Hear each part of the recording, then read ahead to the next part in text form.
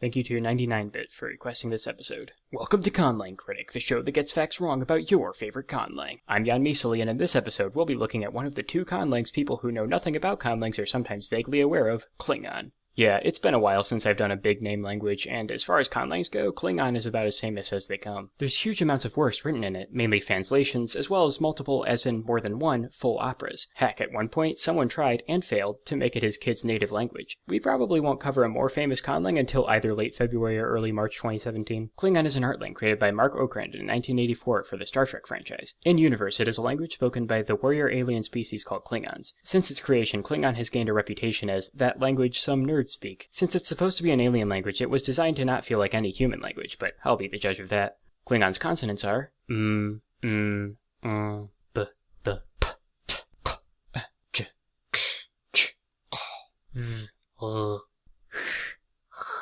w, l, y, r. Huh.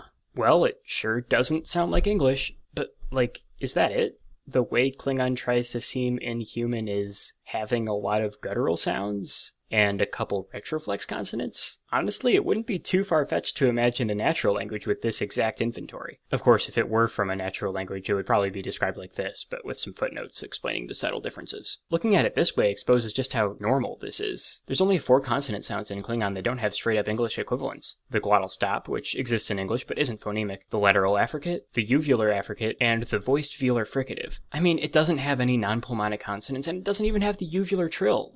What?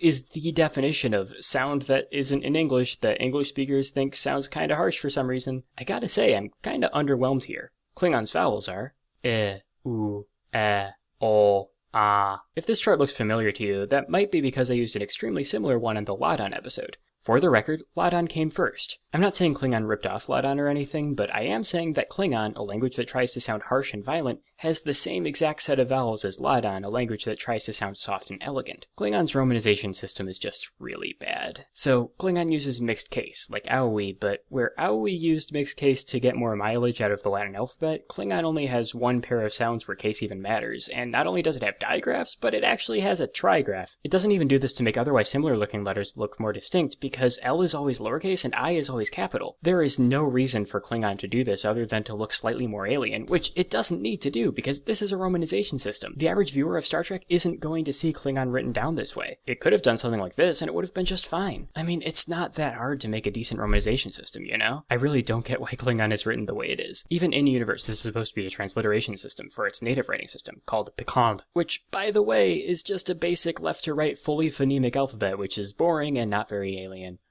Yeah. The grammar also attempts to be alien by using features that are rare cross-linguistically. And, well, it uses OVS word order, which is extremely uncommon, but pretty much every other thing Klingon does with its grammar just isn't. Like, oh look, it's got noun cases that aren't based on gender. Oh look, it's got agglutination. Oh look, verbs are marked for number and person of both the subject and object. Oh look, it doesn't even have articles. Clearly this is something only an alien species could come up with. Meanwhile, it's got nominative accusative alignment, a base 10 numbering system, 2 grammatical numbers, and a suffix you put on the end of verbs to turn them into nouns that mean performer of this verb, all of which are blatantly from English.